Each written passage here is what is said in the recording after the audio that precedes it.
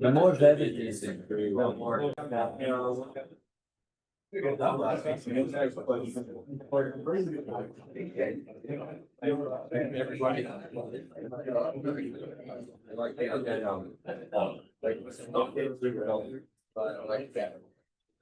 Yeah.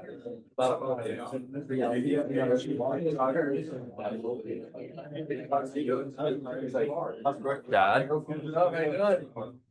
Good. I know you played this early this morning. Yeah. Darren would never let me do a leadership training during anyway. Darren would literally leave our company. Have to time everything right away. I know Sam, basketball season is really good.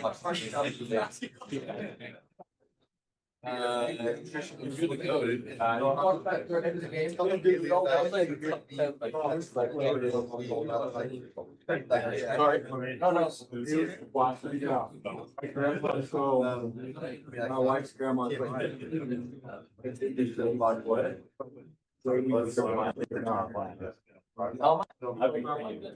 And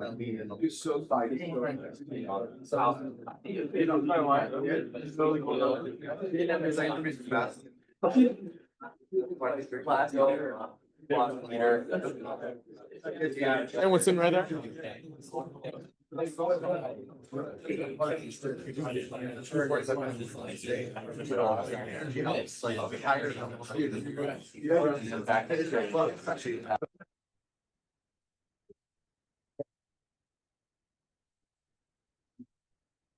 Yeah. Yeah.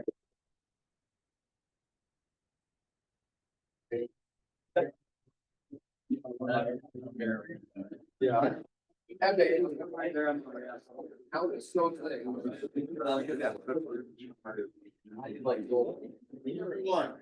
How is everybody? You were like just here. Weren't we just doing like 8 hours ago? Are you ready? Okay. Thanks for being here this morning. We got some great content. It's good to be here. We're gonna just jump right into it. Wrong. Oh, hold on.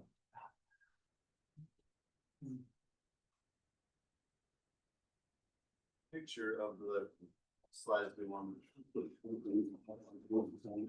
Okay, we want to do just a quick recap, and I'm going to move really fast on this piece. As we talked about last night, we had a great year, 20% growth. Like that's a big win. We saw big jumps in contract value, also a big win. We saw a 50% increase year over year in our recruiting. Like we crushed the recruiting game last year. But we also saw a really big jump in our fallout from recruiting. And so it ended up being like, if our normal numbers would have held true to what the number of people that we recruited last year, we would have had like 50% growth last year. And so one of the takeaways from that is, and the reason we're talking about it with you this morning, you are our team building machine. And so it's important that as we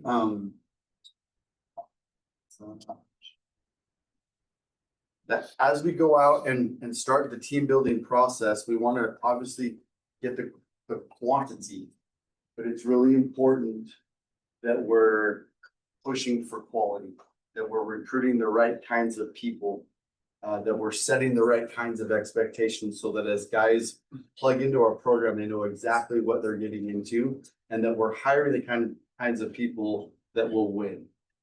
I think we spent a lot of time last year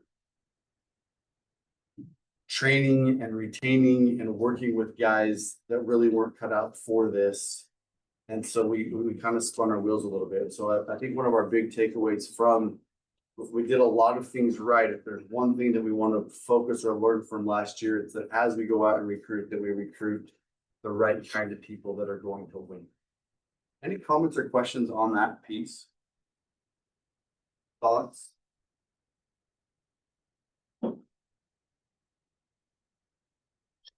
You guys awake? Yeah. Thing on? Okay. Oh. Okay, there's a couple adjustments that we're making at a corporate level that will be different. The first one is corporate sales training. 2 days ago, Parker and I spent a day recording training videos. So all of the modules that you guys are used to that we did every Wednesday night,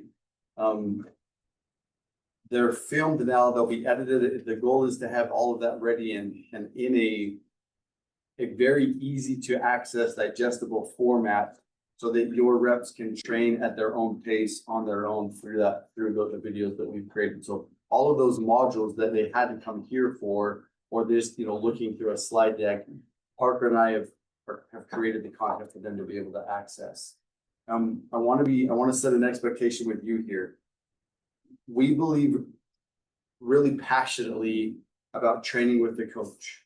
Like if you wanted to learn a sport, if you wanted to be a basketball player, you could watch LeBron play and watch video and even but you're not really going to get good until you have a coach that's saying, put your feet here, or you need to lower your stance, or whatever it is that you need to be doing. It's actually giving you real-time feedback.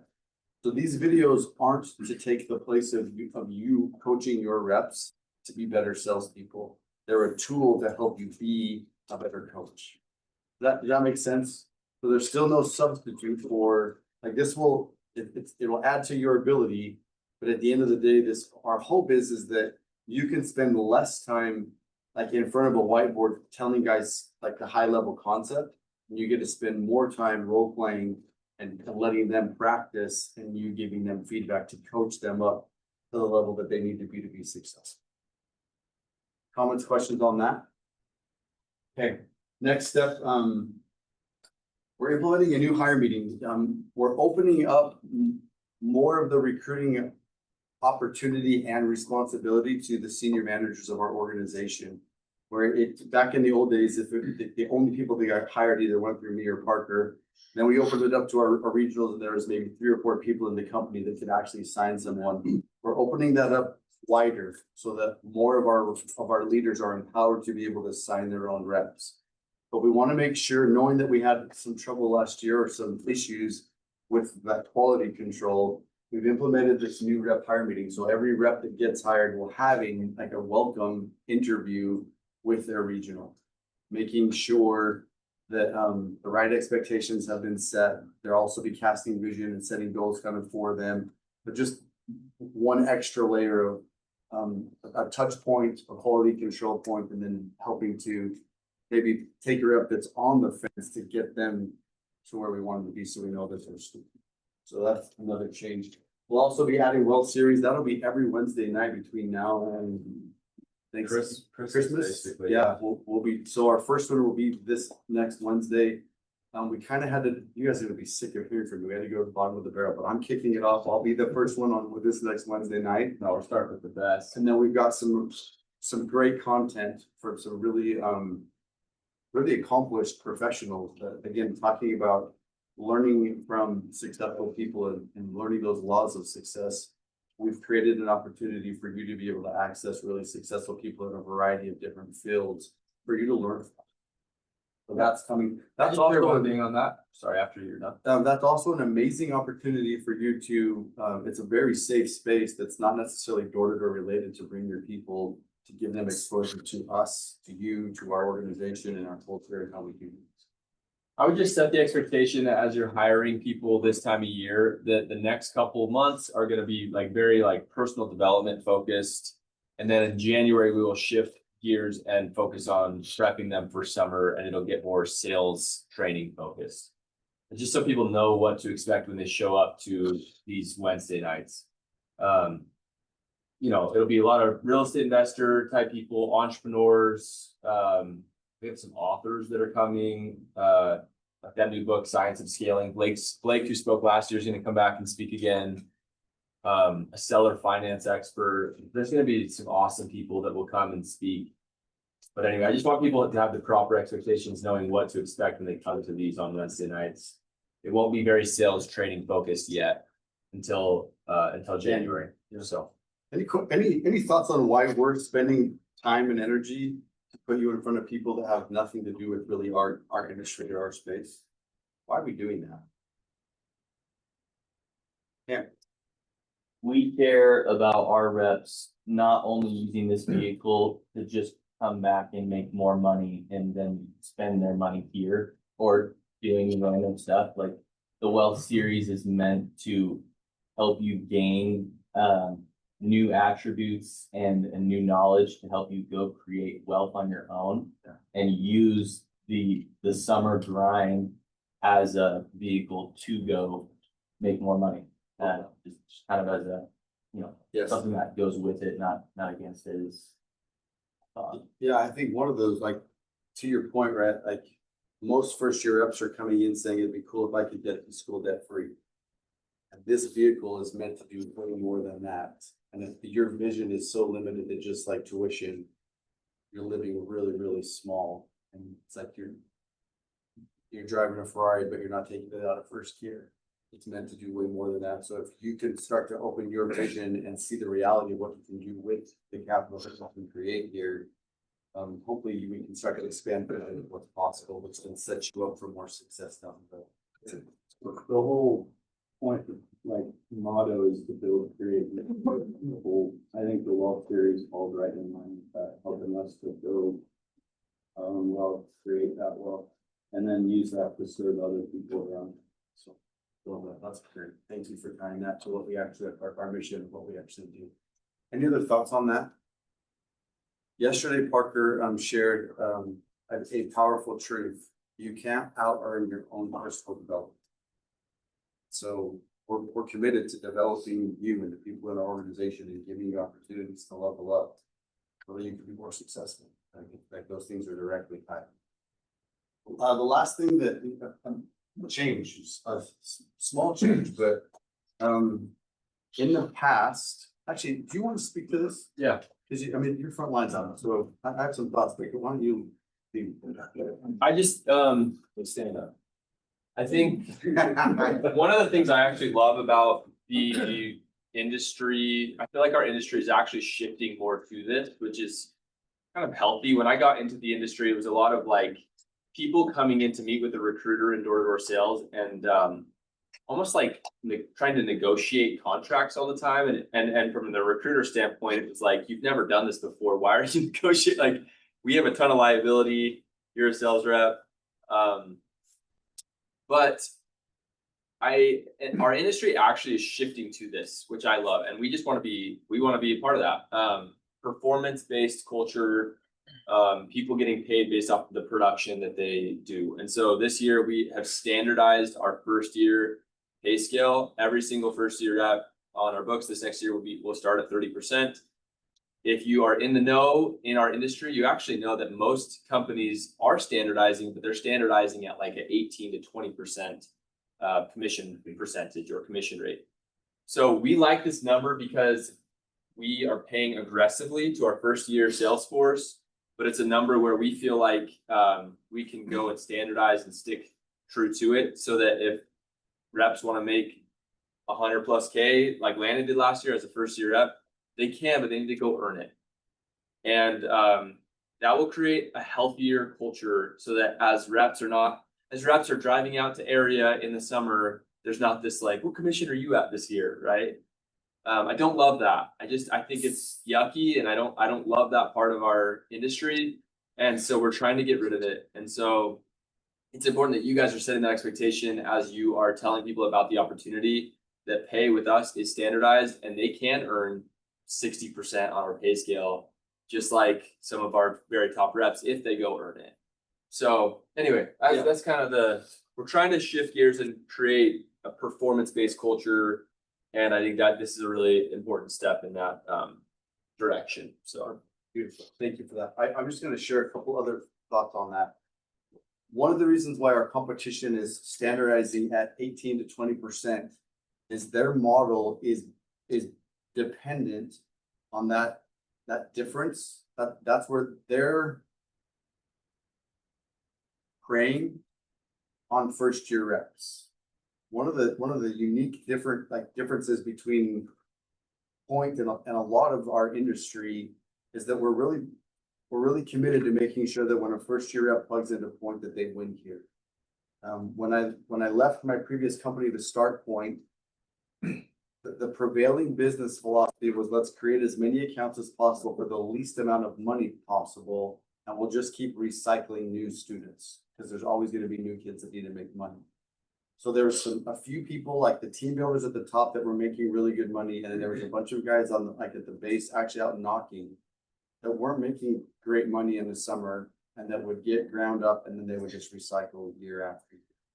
And we're very committed to creating a different opportunity here. That's why we're starting first year reps at 30%. So that they have an opportunity to like win here, which what that creates is a system where, again, we have over half of the reps that sold for us last year are with us again this year. That's a very unique percentage in our space. Usually way less come back. But the reason people come back to Point year after year is because they win here. And they're winning here because we have a system that takes good care of them right from the very beginning, instead of preying on first year reps that don't know better and starting them at a way lower percentage. Does that make sense? The other piece that happens, and one of the reasons why we're really committed to this performance culture, is if a sharp, talented rep that you think is going to do really, really well negotiates well, and we pay him at a higher percentage, 9 times out of 10, that super sharp, talented rep will be one of the least performing reps in your organization because you've given him a reason not to perform. Because everyone has an earning thermostat. And typically first year reps earning thermostats are pretty low. They're in that like I just need to pay for tuition mindset.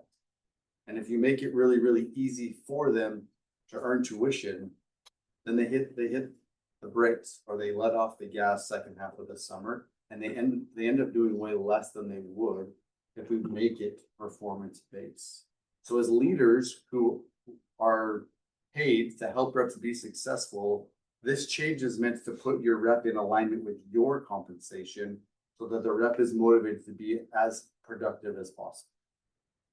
Does that make sense? I know we're getting kind of into the weeds, but I think it's important that you understand like the why behind we're doing what we're doing. That it's not just like a random number that we're throwing out there, that there's been a lot of thought process and some very intentional strategy behind doing what we're doing and why we do it here. Is that helpful? Any comments or questions on that? Lynn has Mine's got one. I was gonna say, like, for me, I know it's helped a lot this year just to recruit, like, I guess sell on value rather than price, like to my reps. Because, you know, everybody moves to different companies. And when we just said, yeah, like everybody starts at 30, like, it doesn't matter, like, you know, what Fox or what Brooks is gonna go pay him because like we're always gonna pay him 30%. But we show them like, yeah, there's a reason why. And it's like we've been able to recruit a lot of guys who would get higher commission elsewhere starting, but they've chosen us because we've, you know, been able to sell on value. I love that. One other thing that I would recommend is like 30% is our floor, but I wouldn't be having conversations with your reps about like where they start. The number that matters is where they're going to finish. And if they'll come and do what they're supposed to do in our program, they'll be getting paid way more than that 30%. That's the number that we want to be focusing on, is where they finish. And that by working with you, you're going, and with us, we're going to help them finish if they'll do their part. But it just puts skin in the game on both fronts. But we don't need to fixate on 30%. The number that we need to be fixating on is where they want to finish. Does that make sense? Yeah. Okay. Sweet. Oh. Let's talk a little bit about why. I think it's important that we begin with the end in mind, and I think there's that idea like, you know, when there is no vision, the people perish. We want to spend a little bit of time this morning talking about vision for your journey as a leader here, and why does it make sense for you to be here on a Saturday morning when you could be studying or playing? You're working hard, your students. There's some sacrifice that needs to be made to lead. At the least, this is like having a part-time job on top of whatever else you guys have going on. Why does it make sense to do that? If you have purchased real estate because of your time here and have like real estate in your portfolio, stand up. I'm curious to see who owns property. I love that. If you've invested in Harris, you're in that group, by the way. If you have money invested in the market because you had extra cash beyond just paying for tuition, stand up.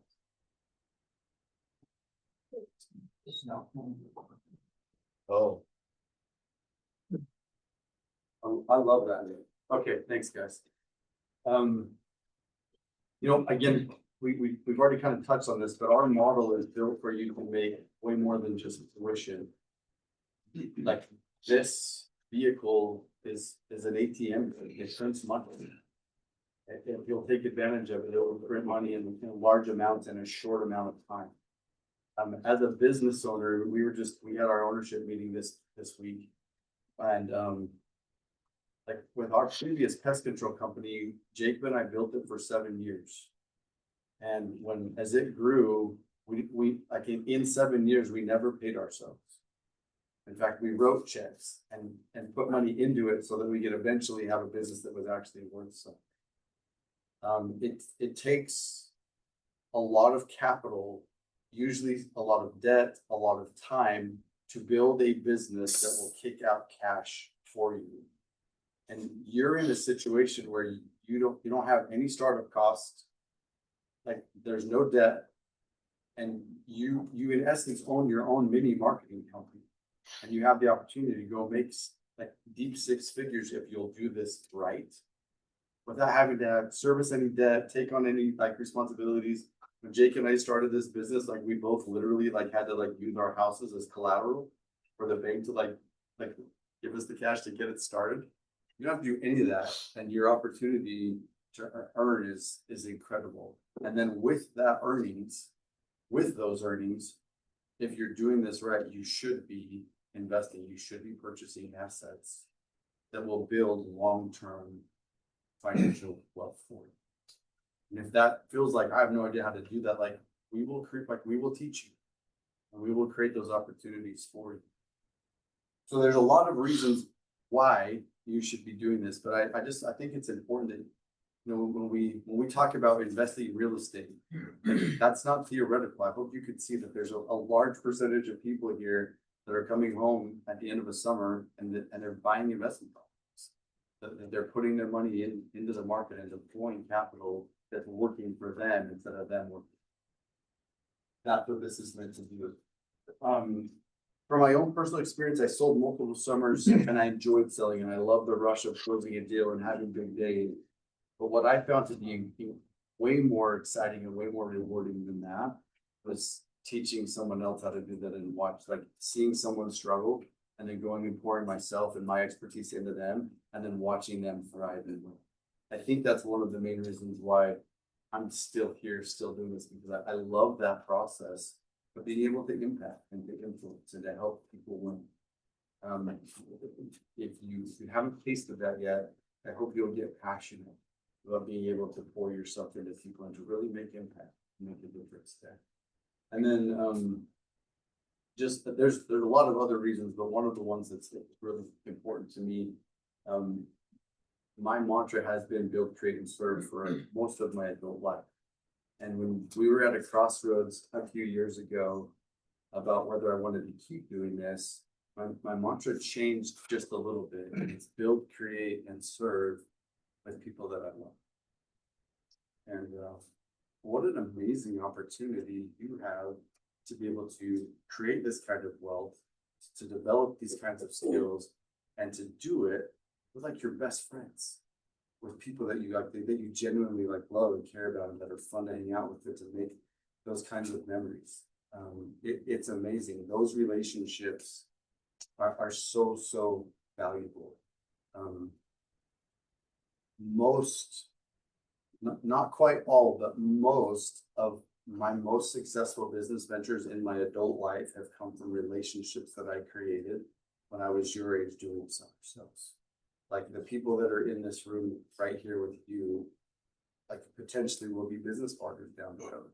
So take advantage of, like, it's a unique person that is willing to go do a 100% commission job that's as grindy as door to door. And it's an even more unique person that can then take that skill set and duplicate it over the process of building teams and managing for production And so to be in a room with people that have that mindset and that are developing that skill set is a really, really valuable resource.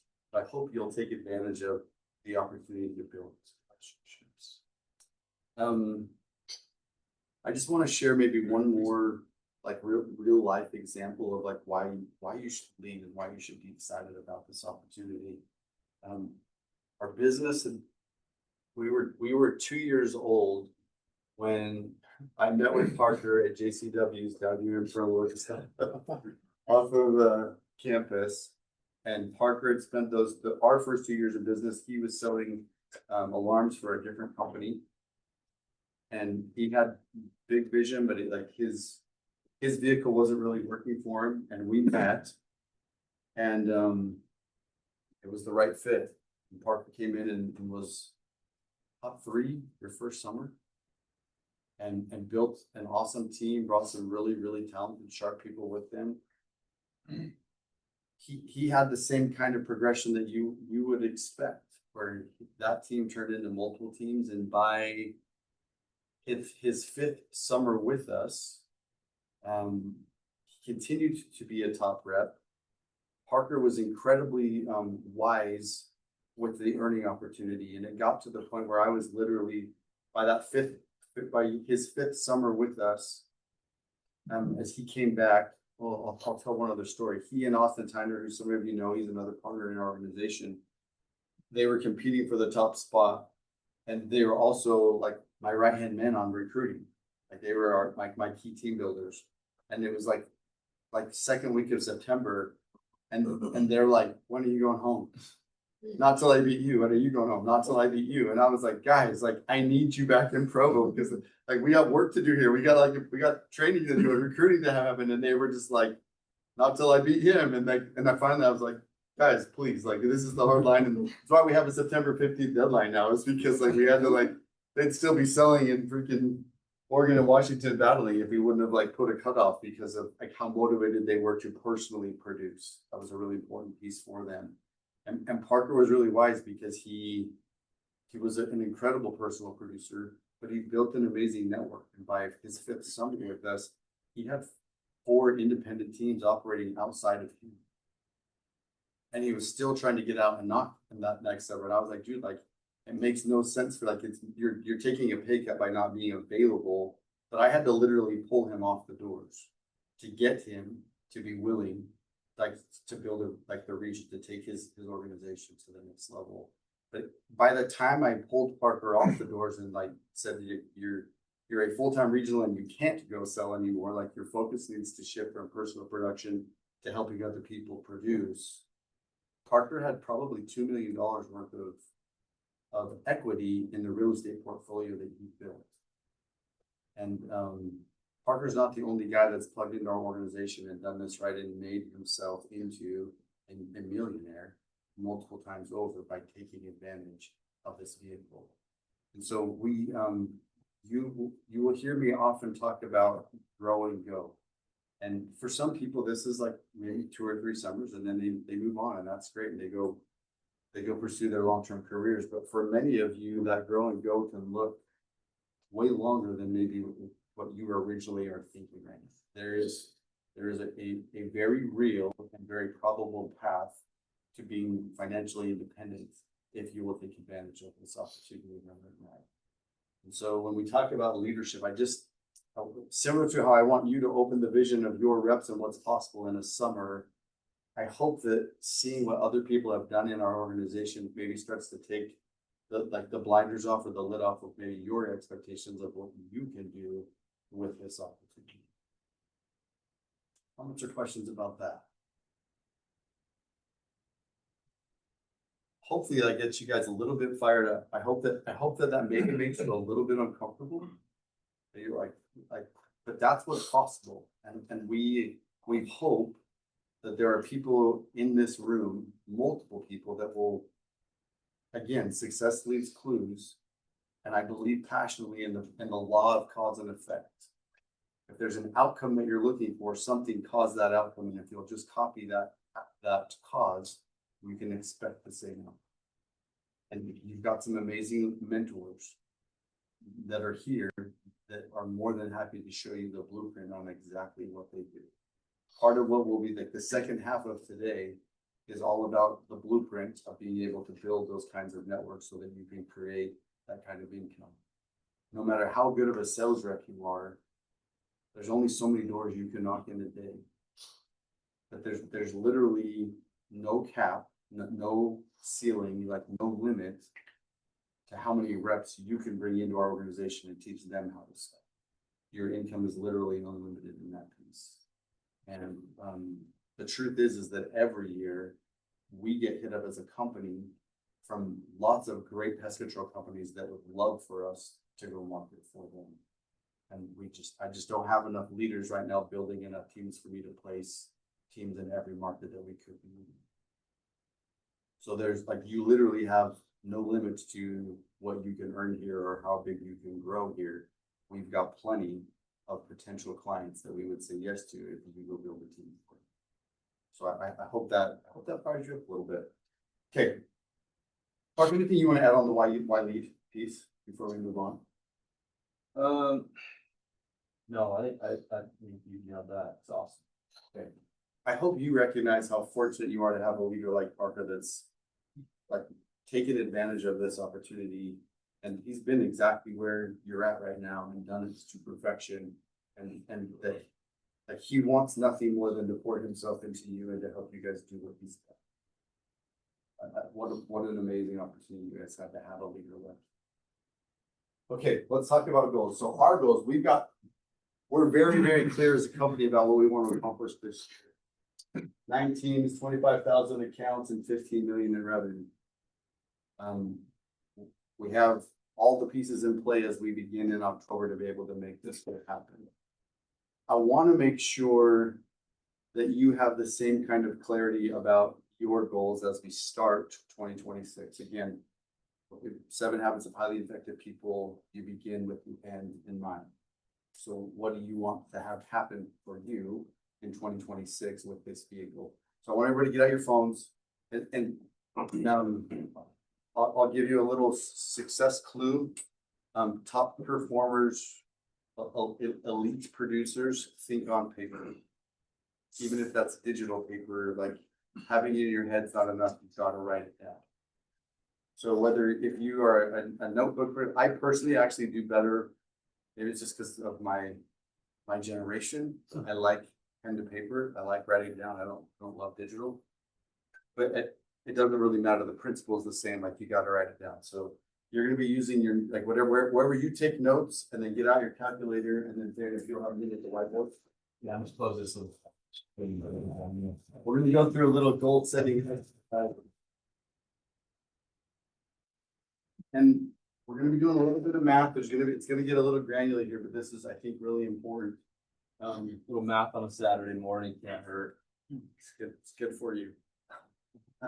Okay, I want you to start at the top of your paper with your personal production earning goal. So what do you want to make from your personal production? And we're not going to spend a ton of time on this piece. Because all of you should be able to like know how much you want to make this year and know how many accounts you need to sell in order to make that money happen. So like that's an important part. Like that's the first step in our system. Like the closer you are to the transaction, the more. That's just not our system. That's in life in general in all business, right? The closer you are to the transaction, the bigger a piece you get of that transaction. So a big chunk of your personal income this year should come from your personal production. So personal production earning goal.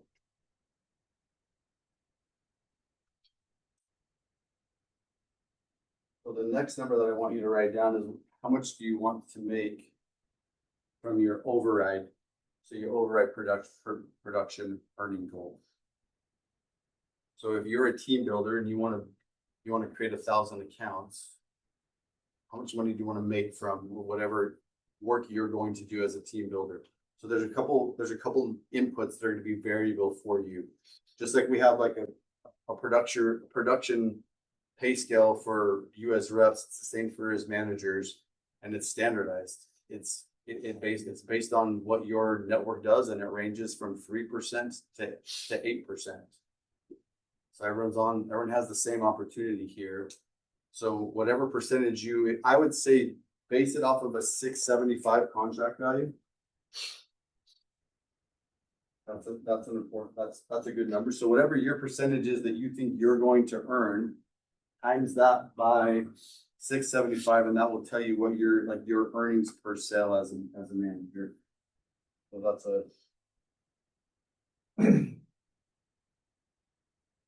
and I think for this example, I'm gonna do $30.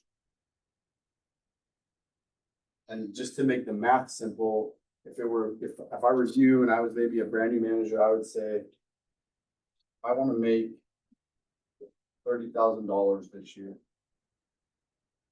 from my override. And I'm a new manager, and like based on where I think I'm going to recruit to and our pay scale, that means I'm going to be making at a 675 average contract value, I'm making $30 per sale. Everyone understand how we got to that number, how to figure out your earning per sale in an override? So then based on that number, you're going to take your earning goal of whatever yours is, but hypothetically 30,000, and divide it by your earnings per sale, that $30. And I'll just say this, the $30, this is kind of a meet in the middle number. Some of you guys are gonna run your own teams and be managers, and you'll make more than that in overrides per unit.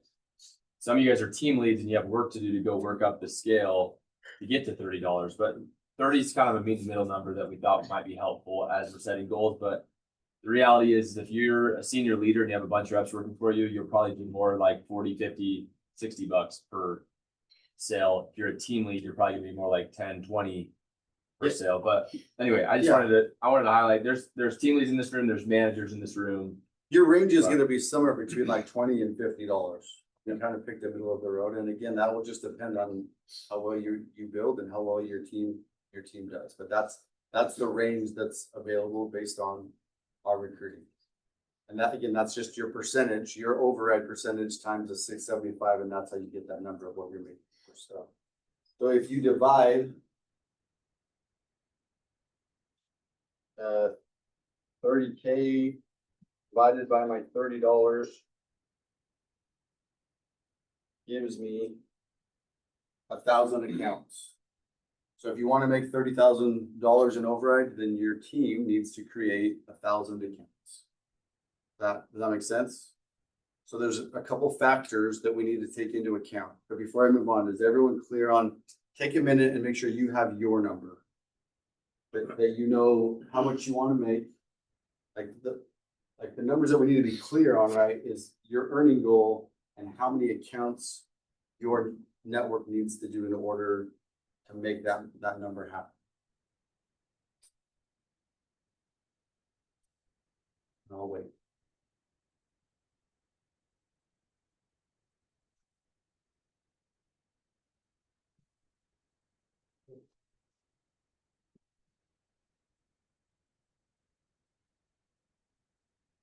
Everyone good? Raise your hand if you don't know how many accounts your network needs to do in order to earn the override that you want, total override. Everyone good? Okay. So as you should know, not every account that you sell will be serviced. So the target number that we're going to give you for this year is about 15%. And the truth is that that number, there should be a discrepancy there. If you're like selling 100% of everything, 100% of everything you sell gets serviced, then what that means is you're only selling really, really low hanging fruit. There's not a lot of salesmanship there. So it's normal, if you're a good seller, that you're going to have some discrepancy there, because you're moving people, you're creating buying pressure, and there's just going to be some fall. That's part of it. It's just part of our business and of the ratio. So take that 1,000 accounts or whatever your account number, and you're going to divide it by 0.85. Nope, it's divided. Yeah, it's divided. I'm not good at math, so. So what that's accounting for then is that 15% of what you sell isn't going to get serviced, and so that gives us your service number. So if you divide that number by 0.85, that's gonna add 176 accounts. That's the number that needs to be sold in order for you to be able to get paid on 1,000 to make that earning number. Does that make sense? But there's one more step on that. Not everything that gets serviced actually gets paid on, right? Like there's gonna be some fallout there. So take this number and divide it by 0.9.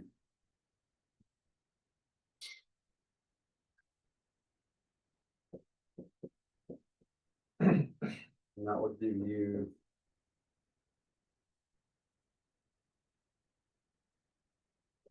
So again, what we're accounting for is there's a sales to service fallout, and then there's a service to getting paid, like a chargeback account.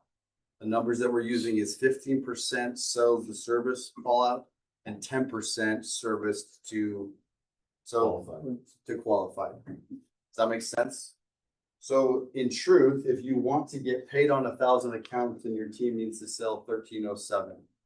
And by the time 1,307 actually get service and actually get paid, you're gonna be at that 1,000 account number. Is that clear? It's important as you start to develop some business skill set. It would be easy to say 1,000 accounts, and it's very, very common in our industry for reps to be like, dude, I sold 1,000, how come I'm not getting paid on? And it's because they're not in the details and they don't understand their business. And we want you to understand your business. We want you to know exactly, to be able to project what your earnings are, to have those projections be accurate. So for that to happen, you've got to take those two things in. This same process, I would strongly recommend you do when you calculate your personal production earning goal. Like you got to know that if you want to get paid on 200 accounts, you probably need to add 25% on top of that number, and that's what you actually need to sell this summer to get paid on the 200. There's just a funnel there. Okay, any questions on that? Okay, from there, I want you to take that 13 number and we're going to divide it by 100, which is this is a conservative number, but especially if you're new to team building and we're assuming that you're building mostly first year reps, we're going to assume that first year rep's going to do 100 accounts. So that 100 number that you're dividing is the number of accounts that you're going to get per rep. So take whatever your number is, divide it by 100. So in this scenario, what that tells me is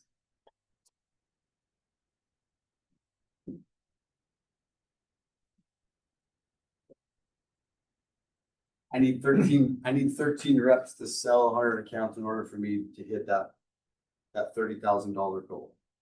All right, 13 reps will give me my 1,000 accounts, which would give me my $30,000 in overhead. Clear on that piece? So similarly, like there's a funnel with accounts, there's also a funnel with recruiting. And I would make it your target goal that you only have 25% attrition, meaning that if you hire 4 guys, 3 of them will actually finish the summer. That's just again the nature of our space. Now through the next 8 months, there's some things that we're going to be doing that we'll be teaching you to do that can change that number. And if you don't do any of it, then you might be like last year, we were at a 50% retention. So half of the people that we signed didn't finish. Most of them didn't even show up. So the target number this year, we're going to cut that number in half. It's 0.25. For that to happen, you're going to have to be on your A game, developing relationships, training your people, and actually like building your team. The signing is the start of that process, not the end. So take that 100 number, divide it by 0.75.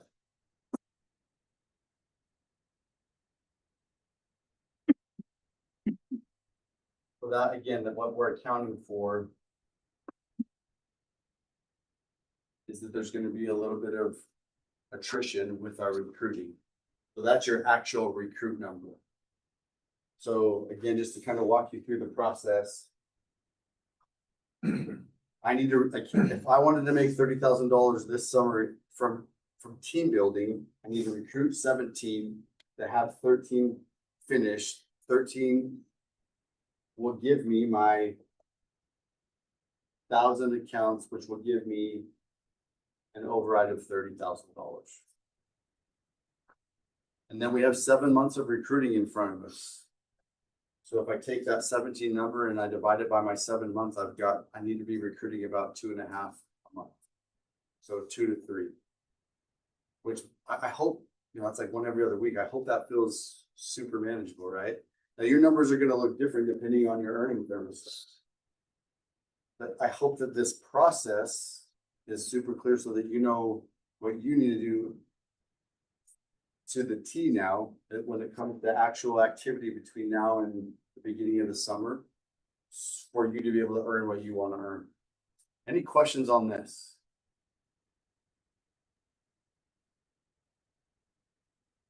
Your regionals will be going through this process with you because they're very interested to know what your goals are. And some of you might be, I hope that for some of you, if you recognize how attainable this is. Park, we'll have, in regional meeting on Monday, we'll have an actual Google Sheet. I just didn't want to do it on the screen. I'm old school, I like paper, right? So. I just want to highlight that there is a lot more upside than this. Yeah. This is not a best case scenario. This is like a very like conservative kind of middle of the pack. And I know sometimes it feels overwhelming to see like 17 reps. It takes work to go hire 17 reps, but that's why the retention piece is so important. What if my retention is really, really good? What if I train my reps so dang well that I can, I hire 17, turns into 15, but then they're really trained and they go spit out way better than 100 accounts per rep. Maybe I do 1,500 accounts with that group of people and then, the percentage per override can be exponentially more than just kind of this middle of the road. So if you're in this room and you're a leader, there's a very clear and obvious pathway to go make 6 figures this next year. And overrides is a part of that if you play this game right. That's why we're so excited to like get into how to build and attract talent today, because this can be actually really exponential, your earnings through team building. So How many of you are super grateful to the person that introduced you to this opportunity?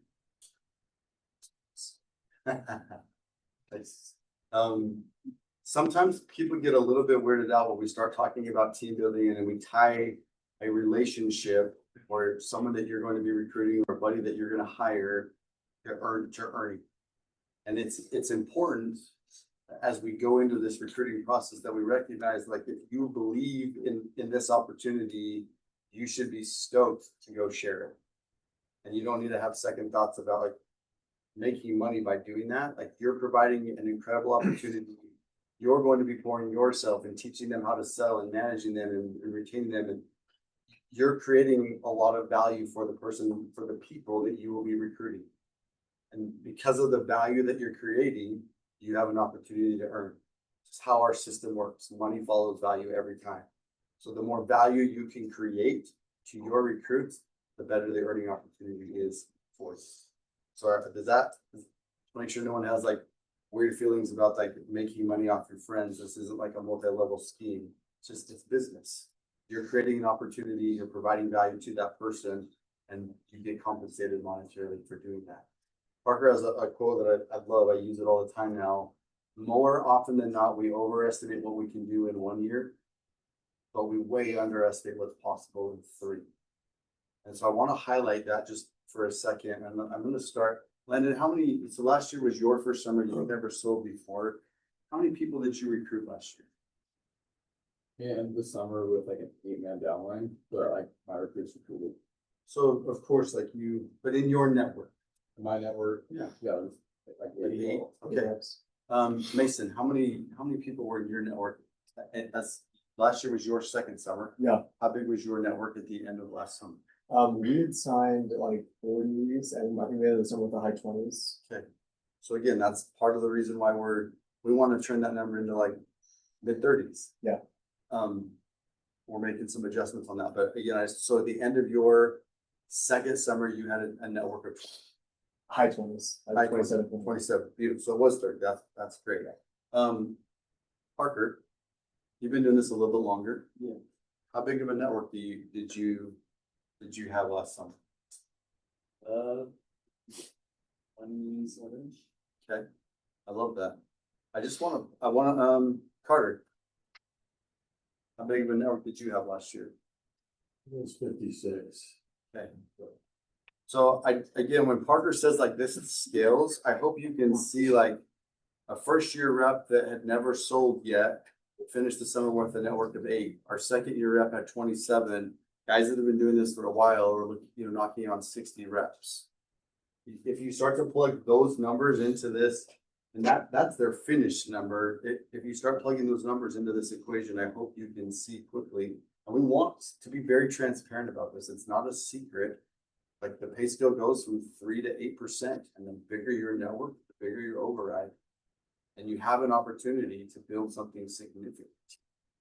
And we want you to. So I hope you can see. So whether your goal's, 10 or 100, we have all of that in this room for this year. That's the opportunity that's before you. And I think it's helpful to think about this in terms of,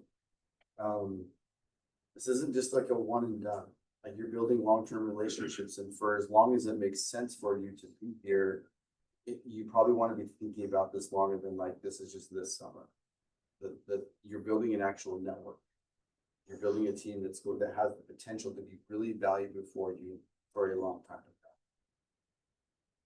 Has this been helpful to kind of start to see what's possible and to get some clarity in what you specifically need to do this year? Okay, so then with that in mind, we're gonna we'll start back up at the top of the hour. So we got like a 7-minute break. And then the rest of the day is going to be focusing on the tactical of how do you start to add guys to your network. Okay, thanks guys. We'll be back in 7 minutes.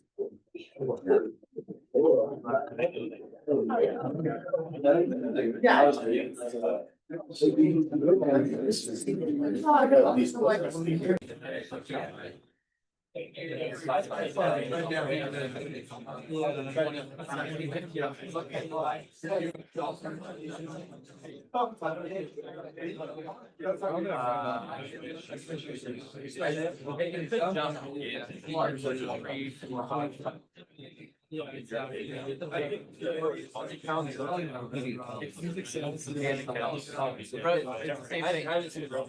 tied to, I'll say accounts, it's basically, it's like, it's gonna cost $1,000 account. You're multiplying.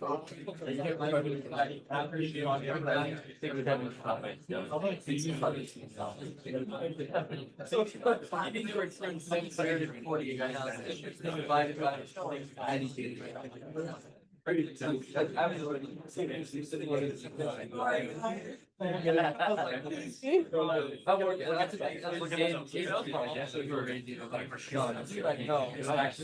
like if you tell someone we didn't hesitate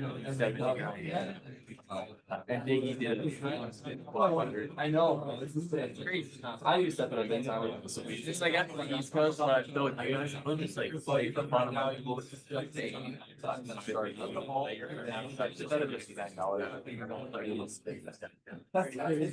like you just make it normal and it just felt normal. I think me and Bud saw this one day for like and dude, you disappeared for like 2 hours. And I was like, where did he go? I had 2 hours of the last year. I was like, okay.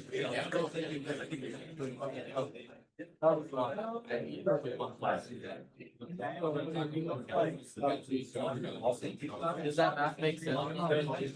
You can do it. Like high pressure. Did I confuse it? It's perfect. It's just starting every time you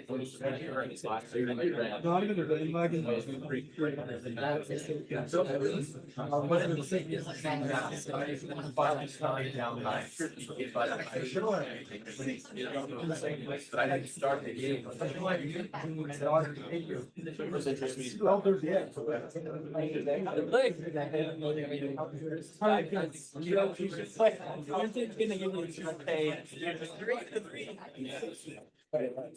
Hey, let's get started. We're gonna get started.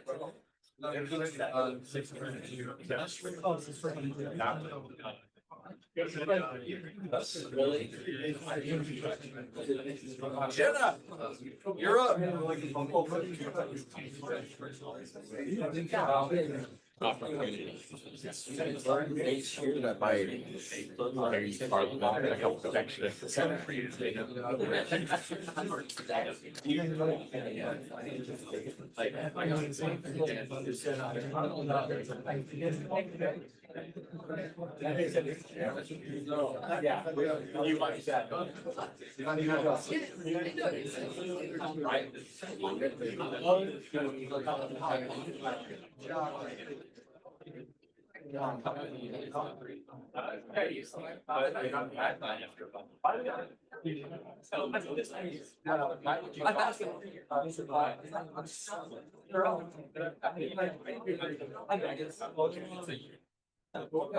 But you can hit their side, not their back. He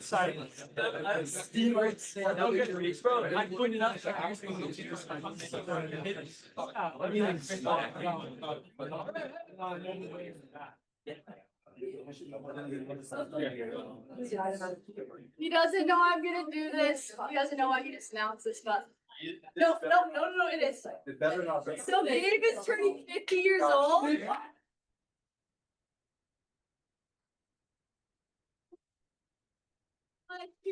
So I thought that this would be a good time to just love on him and sing him happy birthday. So 1, 2, 3.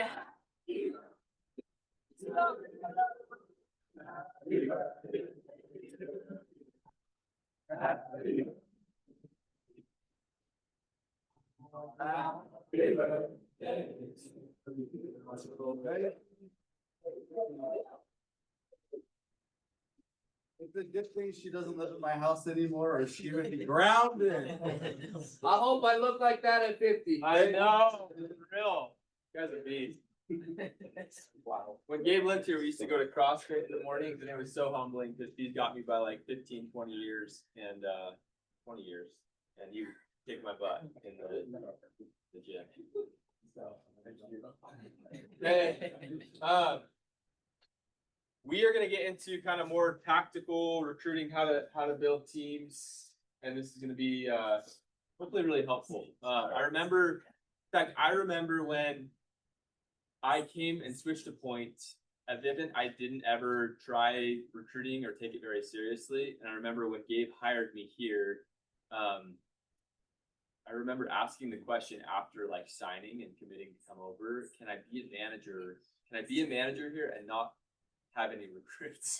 Can I not do the recruiting thing and still lead? Because I was interested in leading teams, but the reality is a big part of leading is influencing, right? And attracting talent. And it's a whole new skill set. And it's a skill set that I love. I have fallen in love with like the team building component, right? There's insane leverage and impact that comes with leading teams. I think of like a leverage ladder, right? And sales as being this foundational skill that you all have learned to some extent.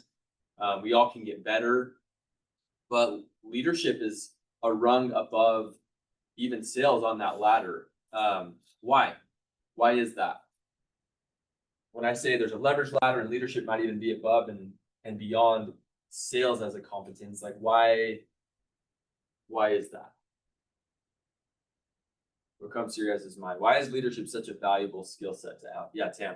I think sales is really individual, like each view of the production, whereas recruiting and retaining is you're assisting like the masses, you know, Yeah. and you've got different personalities, different concerns, and different skill set levels. And so how can you make it work for someone who may not be as competent as like a Landon, right? Like so that if anyone doesn't sell at his level, but they still feel like it was a good experience to want to come back, to want to build. So 100%. that's it. Yeah, love that. Will you repeat the question, Parker? Just why is the skill set of attracting other people to come work with you, leading them, why is it such an important skill to develop, and why is it so valuable? Well, I think it helps you to scale. A lot of like great business books talk about the ability to scale and how if you're focused on, if all of your earnings go through you, then you're very limited. That's right. And if you can make your earnings go through various funnels that don't rely on you, your earning thermostat is a lot higher than it would have been before. That's right. So the top pest control rep this summer in the industry, what did they do in revenue? $1 million. $1 million, which is incredible. But there are people that have and done that type of revenue, right? However, $1 million is amazing. As a company, last year we did 11 million, right? 11 million is a lot bigger of a number than one. At some point, one person can only knock so many doors, interact with so many people in a day. And so when you can bring to an organization that you work with the skill set of, hey, I can bring you 11 million bucks versus one, there's one that's a lot more powerful than the other. And so that's what I mean when I say leverage. And to Mason's point, that word scale, right? And if you can help an organization scale, you'll make a ton more money, right? A person that runs an $11 million program, who earns more money, that person or the person that sells personally $1 million bucks? Probably the person that runs the $11 million program. The person that does $1 million bucks is incredible. And to Gabe's point, the closer you are to revenue, yes, you make a ton more money. You make a lot of money there.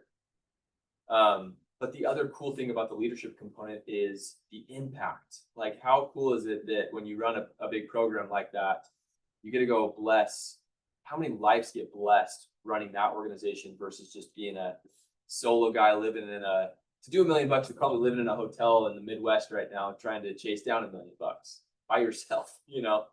So the lifestyle and the impact is so cool. And I love that component of leadership and recruiting. Recruiting has changed my life.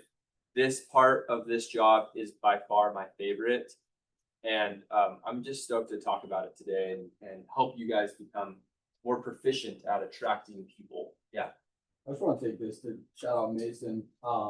At the beginning of the summer, it was between going out with Gobert and his team. Like I would have been on. Yeah. The kid that did $1 million bucks. The number one best reps team. Yeah. Or come with point. And because, Mason had that vision and he was able to inspire that vision, it was an easy decision to come with point. It's all the vision, and I've done way better because of it. That's super cool. I love that. Thank you for sharing that. Guys. Yeah. I promise I'm not gonna do this. Okay. But this is a perfect opportunity to just, I just want, as the president of the company, I want to be really clear that we just spent all last night honoring our personal producers, and it's important to us. It's a big deal. For us as a organization, you being a team builder is more valuable to us. And it's the reason why back in the day when Austin and Parker were battling, my message wasn't go get a golden door, it was come home and start building. Because a kid that's out in the Midwest and living in a hotel earning $1 million bucks isn't recruiting, he isn't influencing, he isn't building, and his path off the doors is very, very little. And so we believe, and we're committed to the idea that it's more valuable to you and to us to be here right now, creating influence, building network, developing your leadership, than to spend 6 months out of your year somewhere. So we have a different philosophy, and in the 10 years that we've been in business, never send anybody to door calling. We're not plugged into that culture. We just think about this opportunity a little bit differently. It's intentional. It's part of this that's probably a little bit of a reflection of me, but I would way rather have someone go build like a 3,000 account office than to have one person go do 1,000. Does that make sense? That's way more valuable to us as an organization. Yeah. And I was just gonna say, I think that helps us attract a different type of person that typically does door-to-door sales. Like I know we've all met like the stereotypical like sales bros, especially here in like Provo area. And I think the people that are attracted to Point are people that are attracted to that different kind of opportunity than what's offered elsewhere. Amen. Yeah, so let's lean into it, and we have our own culture, and let's be proud of it. And doesn't mean you can't go do a ton of revenue We want you to. Yeah. We want you to pound for pound, day, like for 100 days of selling to be the best salespeople in the industry. Like that, like, so we're not, this isn't an excuse not to go be an amazing personal producer. We just don't want you spending 6 months of your year doing that. Because the other 8 months are really valuable and they'll scale faster. And for us. Love it. Okay, cool.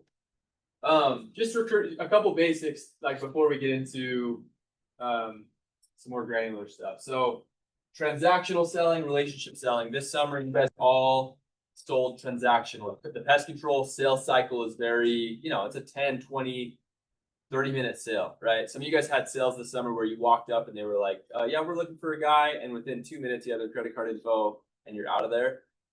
Recruiting is different. It is a relationship game. And so it is a new skill.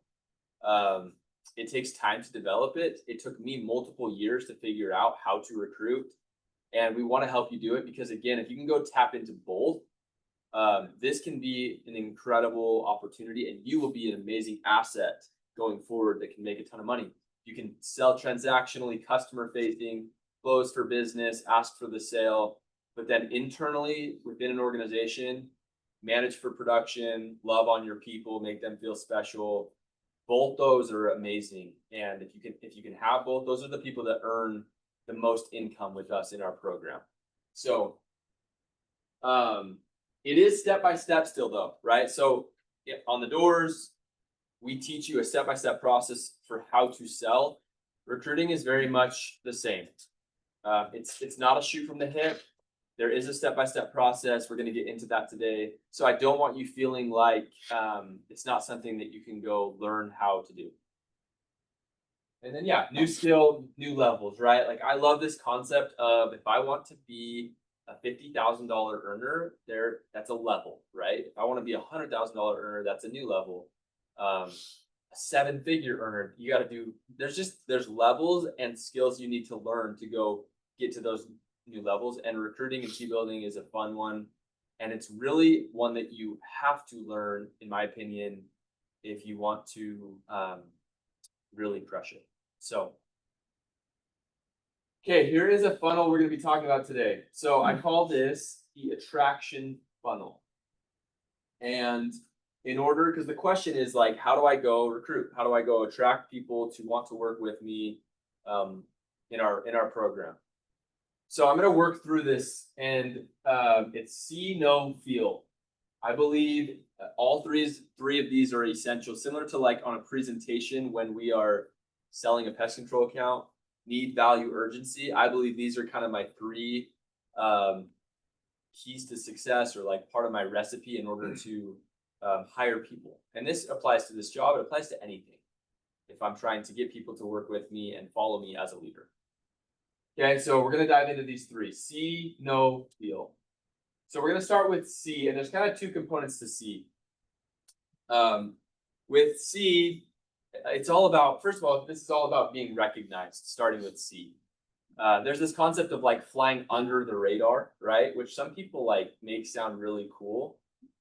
I believe like in the Bible, it says, be the light of the world, right? Like when I hear scriptures like that, I don't believe we're on this earth to be like fly under the radar. Like being seen is it's a beautiful thing, right? Like you guys are all amazing people and you have something to share.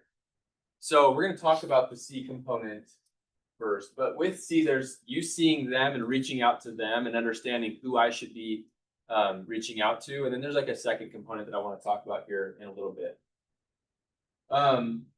I like to think of recruiting and like categorizing networks in my life within these 3 groups. And we've shown this kind of concept in the past. I call this group 1, my power base. Okay. Power base, maybe someone that's been in a training like this before, maybe share with me, maybe define a power base and kind of the type of relationships that come within a power base.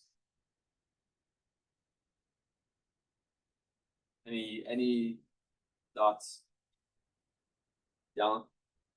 I got new roommate, the brother of my friend who moved out. I got him daily and got him to sign on. As a kid, I used to be choir at SUU, and I also play piano with him, so I bumped him over piano, so I bring him every single Okay, day. cool. It's nice to do that. So yeah, that is helpful. So some of those, like, some of these relationships some of those that you mentioned might actually fall in like groups 2 or 3. Power based for me is like a brother, like Jackson, my brother, would be part of my power base. He's literally my brother. We talk to each other all the time. I interact with him, you know, all the time. So a close family friend is someone that it's like you have your 5 to 7 friends that are like your best buds that you interact with all the time. Those would be part of your power base. We have constant contact with them. Just to clarify, part like that group 2 could be group 1. It's the same people. It's a high school friend, tradition buddy. That's right. It's the difference is the level of relationship. Like Yeah. So this is my power base.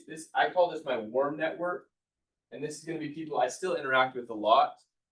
High school friends, mission friends, old teammates.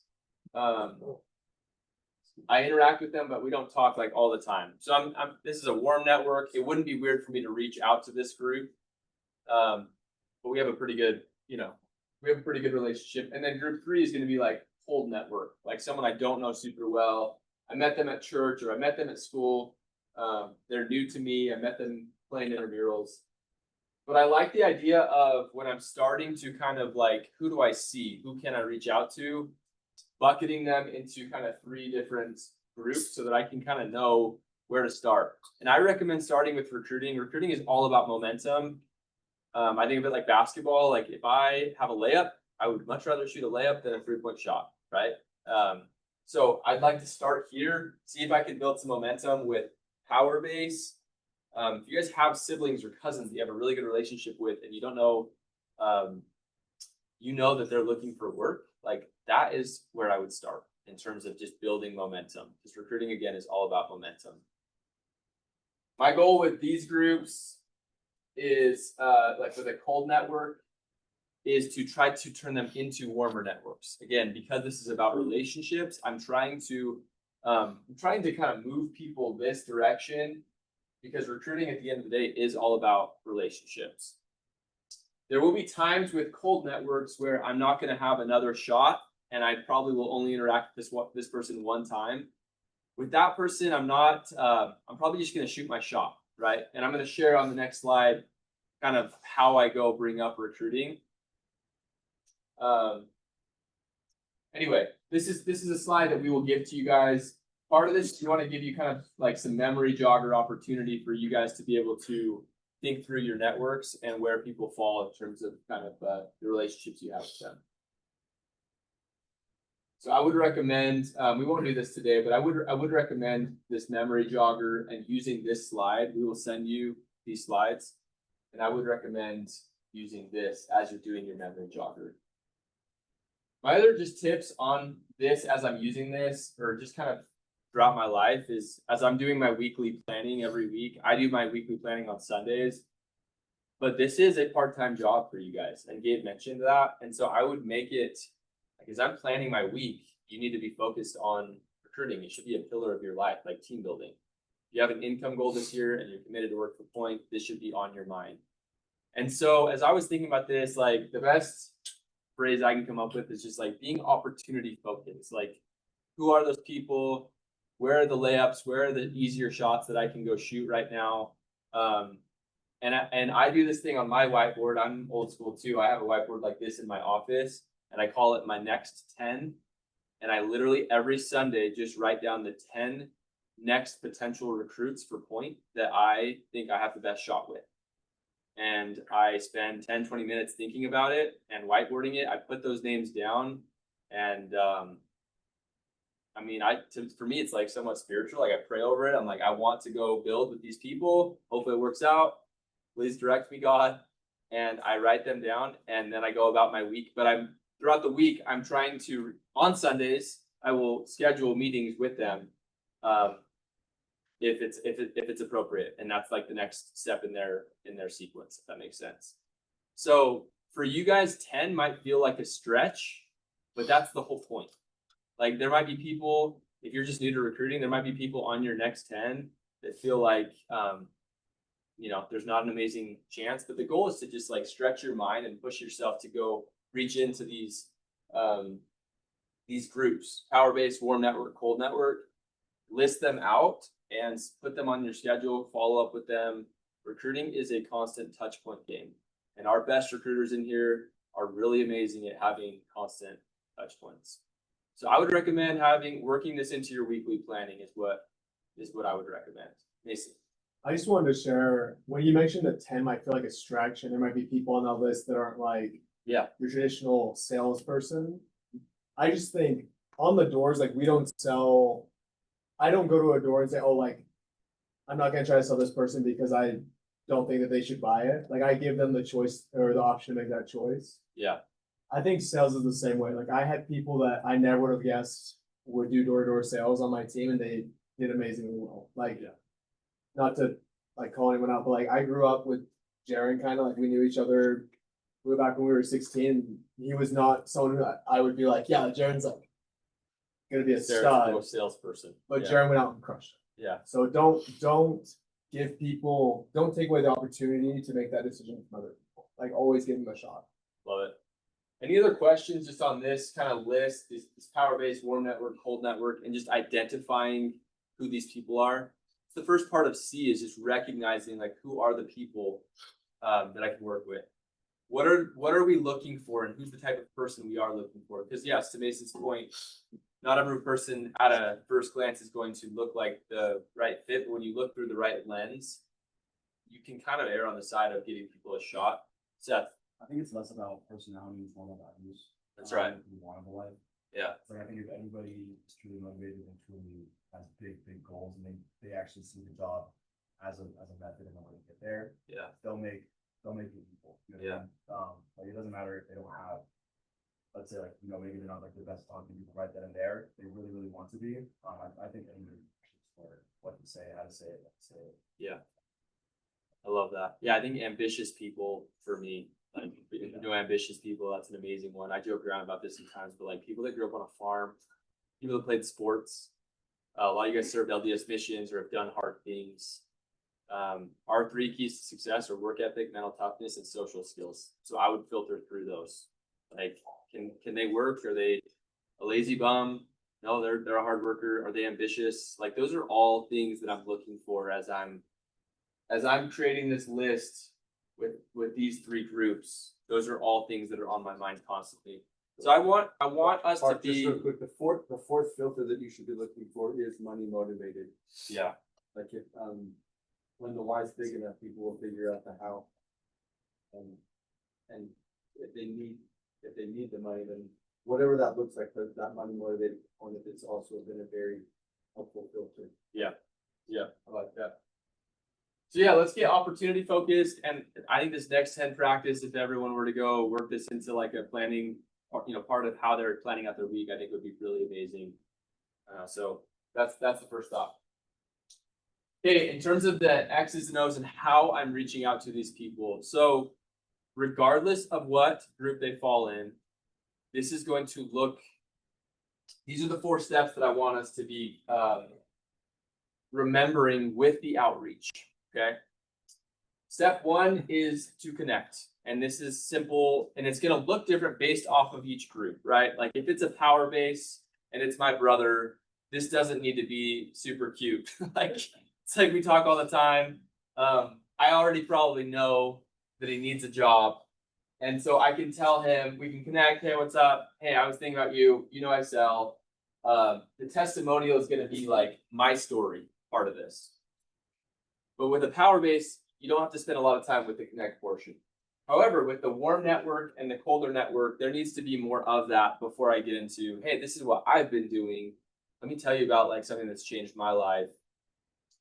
So anyway, the connect needs to be tailored to which of those 3 groups that they're in, right? More questions, more discovery with these other 2 groups. With the warm, maybe a warmer and a colder, more questions, more discovering kind of what's important to them. And that's, it's some of the icebreaker, like, what are you doing for school? What are you studying? What's important to you? What have you done for work, right? What are your goals? Like those types of questions can be so so helpful as you're connecting. Before you get into telling them just about like the job or extending that invite, I want you all to get really, really good at telling your unique story. So when I say testimonial, everyone in here, most people in here have sold. If you haven't, you still have a story. Devin, you haven't sold. You have like you run marathons, you do hard things. Like you have a vision for what you want to do this summer. So everyone has their story. If you have sold, it's easier on you because you can share what this has done for your life. And this doesn't need to be long-winded, but it's just an abbreviated version of like how rad this opportunity is. Then comes tailoring based off the information that you've gathered and the knowledge that you have about their life. You're going to go tailor it to them and how this could be of benefit to them, right? So now you're going to go like speak in terms of benefit to them as your friend or this person. And then the key here is set up the meeting. Sometimes early recruiters, as they're learning how to recruit, we get into like closer mentality and we try to convince them then and there to come out and make the decision like right there. Very rarely are people just sold on the spot. This is a relationship sale. Again, it's not a transaction. A lot of our industry likes to treat recruiting like it's a transaction, right? It's a lot of like negotiating with their own friends. Our model is let's set it up, let's meet, let's talk about your goals, no pressure environment, and let's see if it's a good fit. I love that phrase. Like, let's just see if it's a good fit for you as you're chasing down your goals. So I think in the past we've overcomplicated this. I think these 4 steps honestly apply to every single one of those groups. Yes, it's a little tailored. Yes, there's a little bit more connectivity that's demanded on the front end if you don't have the relationship yet, right? And then on the tail end, again, your close, because there is a close, it's a gentle one, and it's just for a meeting. It's not for coming out for the summer. It's just for a meeting. And then you're going to line up meetings for whoever you're working with. And the expectation, again, you're setting for that is it will be low pressure. We'll just give you information and see if it's the right fit for you. Yeah. I just want to emphasize that this is a place where our first year our team builders, fall into a mistake of trying to like sell when there should just be trying to get an appointment. And your close percentage will go way down if you do that. They're gonna want to engage you with questions. They might even have objections. Your purpose is not to talk them into selling. The purpose is to see if it's a good fit, and then leave it to your regional to be the one that actually sells. So if they're like, well, I don't know if it's for me, it's like, I don't know either, but what I do know is that this was an awesome experience for me, and you seem like the kind of guy that would kill it.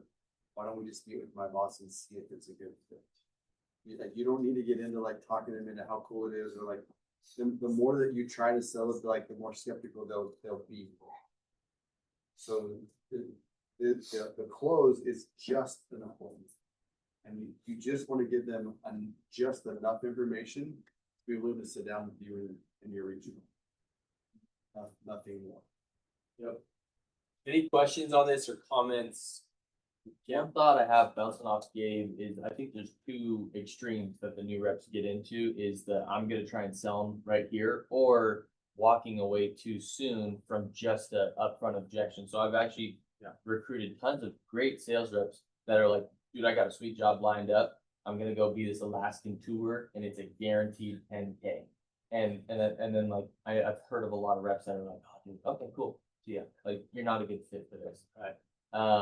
So there's 2 extremes to it. And just like the doors where you have to kind of close for a meeting, you do have to overcome the smoke screen sometimes and just be like, totally hear you, empathy to the response, to just get that meeting, because you know that there's a better opportunity than just making 10K on the tour guide. Yeah, love it. So some of it too has to come down to your conviction of what this is and can be, right? Everyone in the room knows that if you're a pretty dang good rookie, you're going to make a heck of a lot more money than 10 grand. And will they learn and develop more doing this than being a cruise guide on an Alaskan ship? Like, I think every single person in the room would say, this is the gig, but way better than that. And again, all you have to, I mean, again, this is where it's so awesome because you guys are already like overcoming the objection machines, right? Like you know the process. So it's like, wow, that sounds like an awesome opportunity. If something better came along, are you open to taking a look at it? Well, yeah, I'd probably like, I'm open-minded, right? Sweet. Like, again, I don't know if it's the right fit for you, but it's worth your time to at least come in, like, actually, at least you can make an apples to apples comparison.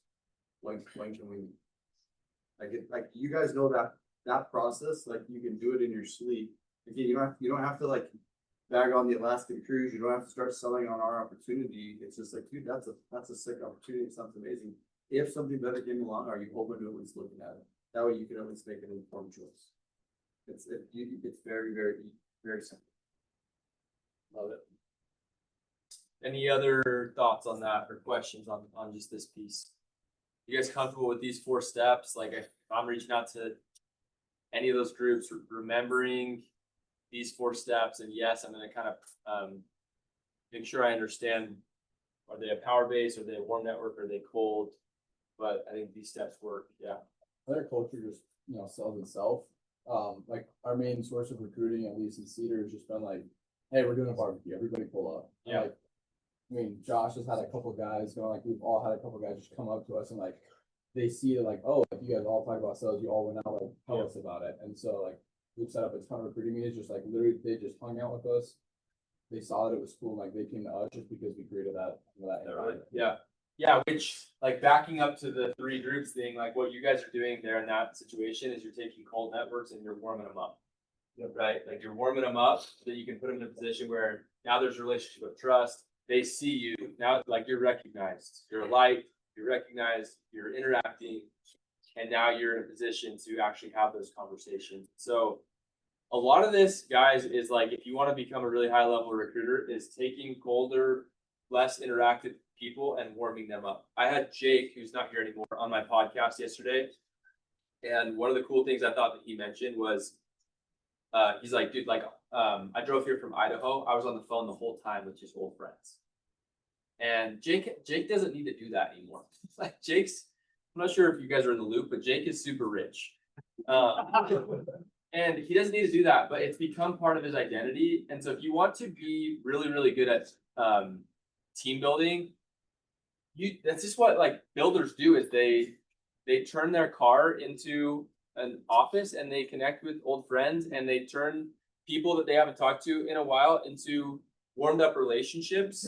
And then because we're so convicted in this opportunity and how amazing it is, you can constantly see if you can bless their life with it and reach out. And some people even that you hit up last year about it, if you're an experienced recruiter, like circle back, So anyway, any last questions on that? I love this process. A huge part of this is just connecting, being genuine, and then making sure you can tell your story. If you feel like if you've only done one summer here and you made 20 grand, you made a lot more money than your friends last summer. Eli, some of you guys that are in high school, you might feel like, what is my story? It's a lot cooler than the kid next to you sitting in math class. Promise you that. So your value gap is amazing, and there are people that will look up to you, and so you need to just be confident in that. And I think that's a really important. Or Yeah, can I say something too? please. I think number 5 on this is like keep the connection with the people that may not sell with us. Yeah. One of my best friends, Joe White, who's on the top 10 veteran this year. He took 2 years to recruit. Like we met with him twice. Yeah. And I think it's so important just to keep your relationships with your friends, even if they don't sell, regardless if they sell or not. But that connection point is so crucial. Yeah. Yeah. Keeping I like allies better than enemies, right? Like Joe told us no, you could have kind of been like, write Joe off. Just everyone should remain an ally in your life always, even if they tell you no. And because you did that the right way, Joe circled back and we ended up hiring him, and now he's done a bunch of years with us and he's amazing. So I love that. Okay, we're gonna keep moving. So the last part of C, so there's 2 parts of C. They see you. I want you guys to prioritize building a your reputation, I guess, if that makes sense. And this doesn't, I know, like, I'm starting to lean into the content thing. I'm not begging everyone to go start making videos about what you do. But I am asking you to start, if you're gonna go work for Point, you should document, your friends should know where you work. That's all. I guess that's all I'm saying. Like, shine your light, right? Shine your light. Don't be apologetic about what you're doing. And if you're gonna go actually commit a summer to this, like, your friends should know and your people should know, and they should see you and recognize you, and you should lean into that. What is your brand, right? Results times your reach is your reputation. What does that mean? What comes to your mind as I share that equation? Results times reach is your reputation. Eli. You've done your time, you did a whole summer or more, you have results. If you are willing to reach out, your reputation will grow. Okay, I love that. What if I don't reach out? Then the equation ends, right? Like, I could have amazing results, but if I'm not willing to open my mouth and have any reach, then I won't build and I won't have any reputation, right? The opposite is also true. Like, we all know, and this is why I think a lot of people steer away from the social media thing, is there's a lot of young people that maybe have a lot of followers or a lot of reach, but they have literally accomplished nothing, right? And so they're easy to poke fun at, right? And so we should always be trying to sharpen our saw and get more results. However, like, you don't need to wait till you're a millionaire to start posting and adding value to other people. Does that make sense? And so I want you to be mindful that, like, there's a lot of people that you can go and impact, and you all, if you're in this room, you have results and you're someone worth listening to. So this is not just applying to social media. That's not where I'm getting at with this. This is just in general and in your life, right? Opening your mouth and being willing to tell your story and look into it. There's two components to see, and it's you seeing others, but I also want you to start documenting your life and being a little bit more open and proud of the path that you're on. And even if the Point thing is not your career, you're here, and this is what you're doing this year. And every year is a gift, and we don't know how many years we have on this earth. And if you're gonna go spend a year doing this, like, you should go all in and be seen as a part of this thing. Any comments on that before we move forward? I just wanted to plug having a brand, documenting your life, being seen, because some of these recruits, some of you guys that are in this room, maybe hit you up because you did this well, right? Tevin came from Corbin Church, and it was like you already knew what you were getting into before we had met, right? Because of kind of the story that comes with our thing, Point, real estate, that whole thing, right? So there's power in having a reputation that can help with this team building piece. Recruiting is not always just a cold outreach game. Some of it is they seeing you and you having your reputation, and it can serve you in a big way. So, yeah. I think it's interesting that this actually helps with this. Like, the better your results, like, the more reach you can create. Like, it's a multiplier. Last night, Logan Dennis won the top ACB in our company. Logan just graduated from high school last year, so high school came late because he was in high school. And Logan grew up, when we lived here in Utah, he lived in the house behind me. So I watched Logan grow up like as a little kid, like literally, like, when I saw him, when he walked through the door, I saw Logan, I was out in his office when he first showed up, and he looked like a boy that just got out of high school and maybe like was still in high school, that was, showing up for the summer. And then I didn't see him until last night. And when Logan walked through the door last night, he looked like a man. Like the experience that he had in the summer changed him. And I hope that as you look in the mirror, that you can recognize that you are a different human being than you were before the summer. Like, when you go do something hard, Like it forges you into something new and better. You guys recognize that? Like, I hope that you don't undervalue who you are and that you already in your young lives. And as you continue, again, it comes back to what we talked about earlier. You can't out earn your personal development. So as you continue to invest in yourselves, as you continue to develop yourselves, to improve yourselves, to challenge yourselves and to continue to make those changes. What are you doing about when we lost our? Where's Darren at? He's across the hall. Just the time, like on cue. Darren, we need you. It got weird. Don't ever leave the room, please. Like, you just advance the slides, it should be fine. No, it's something, the Apple Play thing came up. Yeah. Oh, well, now we're They here. kicked this off, but anyway, everyone's sorry. Parker's showing up here. Well, that's fun. Personal mission. There's a direct correlation with you developing yourself. Like it's like a true scientific principle. Like the denser the object, the greater the gravitational pull. Like the more substance that you have, the greater your pull will be. The more you will continue to be able to attract people that will want to work with you, that will see value in you, in your leadership, and who you are, and what you can become because of what you've made of yourself. Yes. Okay, so second, Aaron, I need thank you. you. Aaron, I need you. He's here. Yeah, No, I just actually want to shout out Nancy Peck because she's here from Hawaii. And I picked her up and I was like yesterday, I was, how's school? And she said, I am so good, I just feel so confident. And I really think it was from like my summer in sales.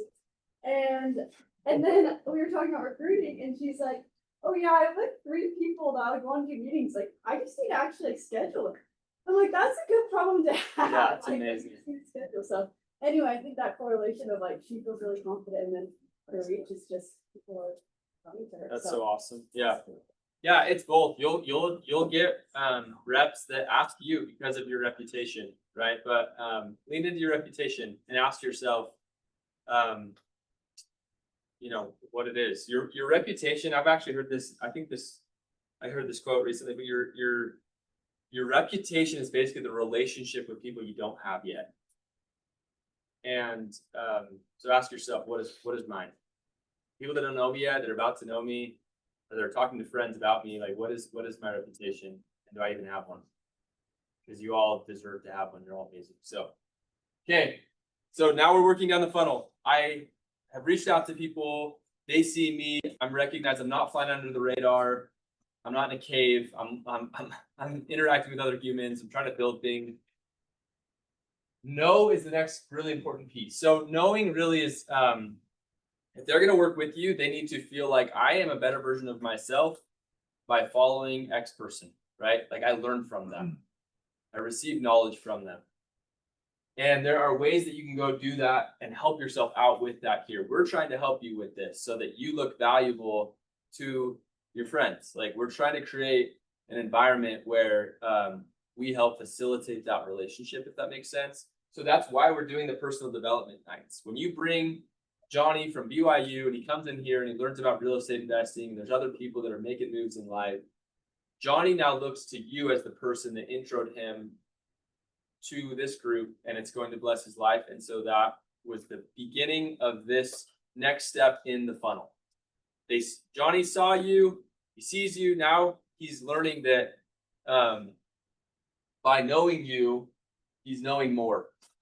Does that make sense? So personal development is part of that. The best way to keep your people moving down the funnel is to help them get better. So sales training is a big part of that.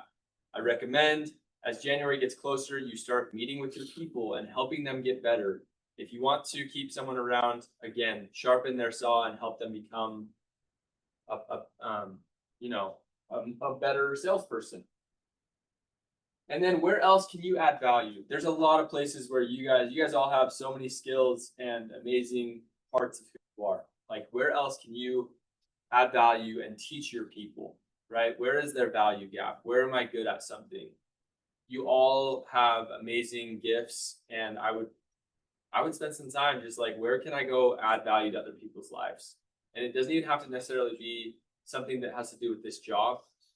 If you'll just help them in some other way in life, they'll start again to experience this thing where they realize, as I spend more time with this person, I get better. So therefore I want to keep working with them. I want to move down the funnel. I'm attracted to this person. Any thoughts on this component, on the teaching component, on helping people get better in terms of adding value to their lives? Yeah. I want to give a big shout out to somebody that's going on a mission in a couple of weeks. The person who recruited me, Carter. Yeah. He I would have gone home if it wasn't.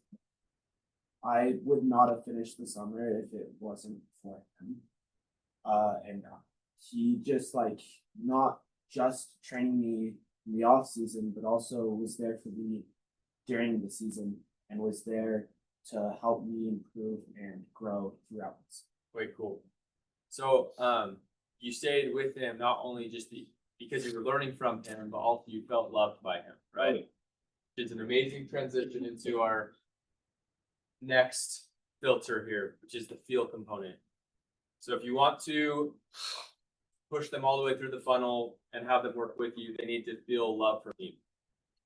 And it needs to be deep love, real love, genuine love, right? And I put Christ up here as an example. He poured into 12 people, right? That was life. And I think that creating culture within your networks where you are pouring into people and they feel your love, that is how people will, because there will be roadblocks. There will be days where your reps will want to go home or not end up coming out, or they'll get an invite to go work another job. And that'll look enticing for XYZ reasons. But if they feel a ton of love from you, they know they're getting better by being around you, then they likely will come out and stay out. Any thoughts on this? Anyone in this room has experienced love from the person that recruited them, so therefore they stayed a little longer, knocked a little later, fought a little bit more? Yeah, I love it. Let's go, baby. So important.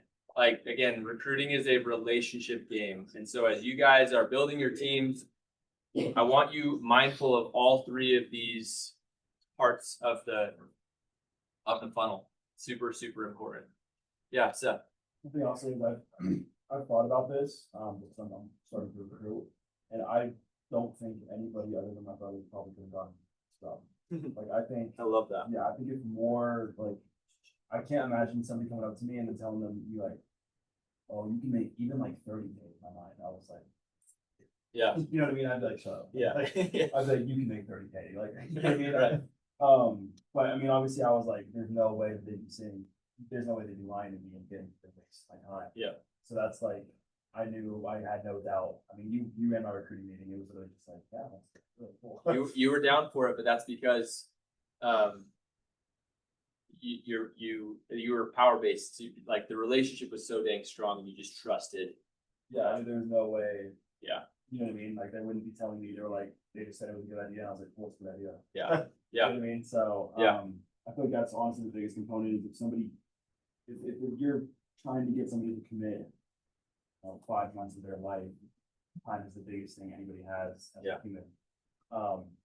They have to fully understand and trust that you're real. Yeah. And that you actually are trying to help them. And even if you give them all the facts in the world, it's no facts mean anything when it comes to their time unless they actually think that the person's saying they're trying to help. That's right.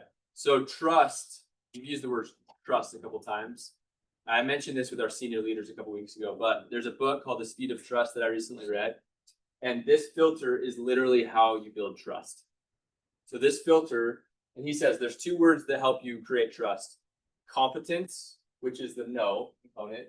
You trusted your brothers because they had gone and done it, which probably helped, and they both did well, right? So there was a competence piece there. They had a story to tell. They had sold. So that's there. The second way to build trust is character. your brothers aren't losers, they're amazing. And they're high character, and they were probably amazing men and mentors to you growing up. So boom, it's like, sign me up.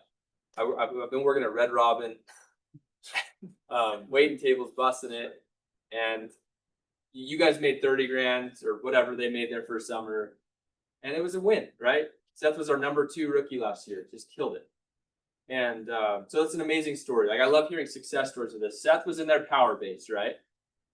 Let's hear of maybe another success story that was maybe not a power base, but like a warm network or a colder network, just so we can kind of hear a couple success stories. I think before closing up, it would be helpful just to like put this all together and get some stories, because I've taught a lot of principles with this, but it's helpful to kind of put it together. Gabe. My wife just overheard Corbin Church's daughter talking about that she was moving to Maryland.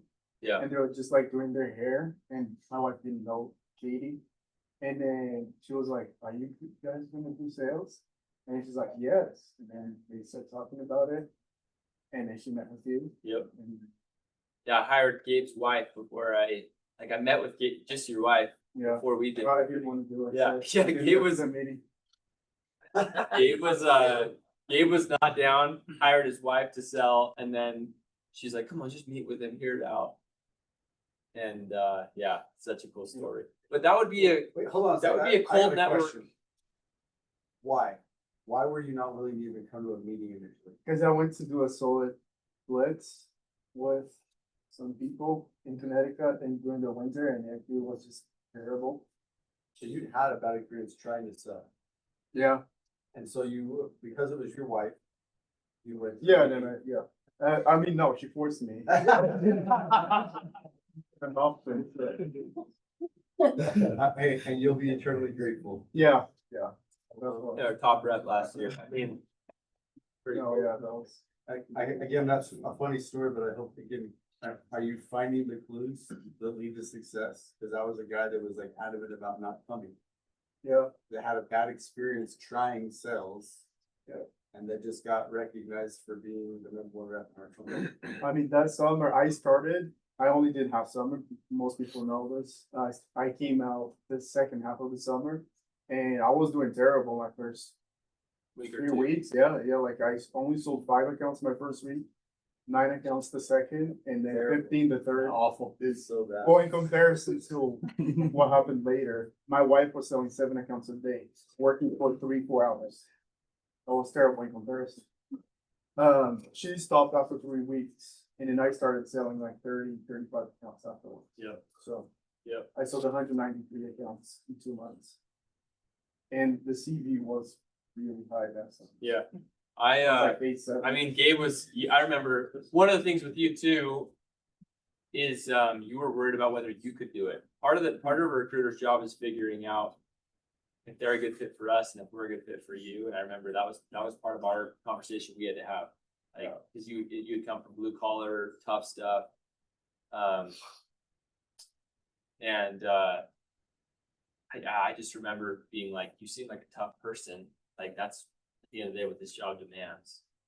And, you know, but no, none of us knew how great it would turn out. So any other stories that you guys think of or success stories? Yeah, great. I kind of think of mine and the influences I had around me this past summer. Yeah. Because Landon obviously was like a strong base. Like I was really good buddies with him. Yeah. Went out with him for the summer. And after Are you guys mission friends, or how did you guys know each other? we just met at college. Okay, so cold network that turned into a warm network, Right. but like you had been intentional about the relationship and become really good friends. So there was a level of trust. And how did you perceive? Sorry, I'm kind of cutting you off on your story, but like, what was your perception of Landon? Well, I trusted As a him. friend. I knew he was a go-getter. Like, Yeah. I knew He was ambitious. Yeah, like I was one of the guys that was like, "You're crazy. You're Yeah. gonna make 100K." And, Yeah. I mean, during the summer, I was like, "100K." Yeah. The first couple weeks I was there, I was like, "Oh my Yeah. gosh, he's gonna do it." I love that.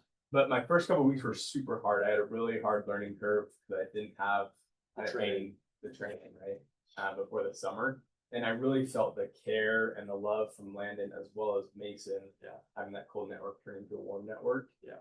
And that was able to give me confidence to change my mindset and fully flip my summer around from almost literally on the point of going home Yeah. early a couple weeks in to Yeah, top finishing 10. out being very successful. Yeah, top 10 rookie. Killer. Yeah, I love that. There's always this balance of I felt love and support from them, but I also was willing to listen to them because they were getting results, and they knew what they were talking about. And so if you want to, it's a really good way for us to kind of finish today, but it's like, you've got to go find some competence. You all have it. Just keep working on it. And then love on your people and make sure that your relationships are a massive priority. If you're in the car driving somewhere today, like Jake Borg, I think we can learn from him. Get on the phone and like connect with people. Life is all about relationships. And that is the cool part of this team building component. It's different from the doors, right? I've sold, I think, like 2,500 pest control accounts door to door. I literally couldn't tell you a name right now of any of them, but I could tell you the name of just about every rep that has worked here because of the depth of that relationship. And that is the super cool component of team building. And it'll bless your life. It'll be a blast. It'll also create a lot more upside because I know you guys are all ambitious and you have big goals. And so it's win-win-win all the way up the chain. That's one of our core philosophies at Point is win-win or no deal. And there's no one losing in that exchange. Seth was at Red Robin. He's made 60 grand last summer. Did he win or lose? You know, there's no one losing in this exchange. Yeah, you did. And the campfire sauce. Yeah. You do miss it, but not, yeah. But not 60 grand miss it. Yeah. Yeah. A lot of campfire smells. That is a lot of campfire. Kaylee? I have two kids. The leadership skill of like helping your reps grow that goes up, and then also just like a success story. I was really drawn to this job, not out of my, like, nobody recruited me, God. I really was just on my knees praying. I felt love for it. Yeah. So what helped me stay was the leadership from that first summer. And so like I had partner Kayla and me from that first summer, and they just loved on us so hard. And we're kind of this little underdog team. And that really became a foundation to helping me see how it should be done on the leadership end of how to treat people. Because there are still things that I think about to this day from my first summer that they like just drilled into us about all the potential that we have that pushed me through so many hard days.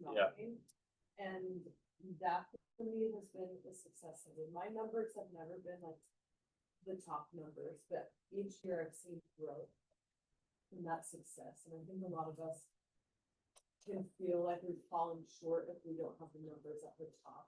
But it's really important to recognize all growth towards our goal of who are we becoming, money-wise, financially, spiritually, emotionally, whatever that is, to recognize the progress and to see each year as the next stepping stone. And when you're under good leadership, it can help you maintain that vision that you have, even if you haven't hit it at the speed. Yeah. But to not give up on that goal. And I'm so grateful for that leadership that kind of set that mindset. That's awesome. Yeah. Thank you for sharing that. Okay, everybody, got your phones.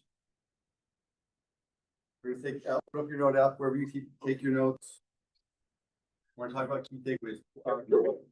I want to know what you learned, like what some of your highlights were from the last 2 hours, but I also want to know action items that you're going to do and maybe do differently because you were at training today. So I'd love for you to share, but I also want you personally to write them down so that you can hold yourself accountable. Because top producers speak on paper, right? On whiteboards. Or in whiteboards. And then we have to write it down. Yeah. Type it into our laptop. Repetition. Okay, what'd you learn? What are your key takeaways?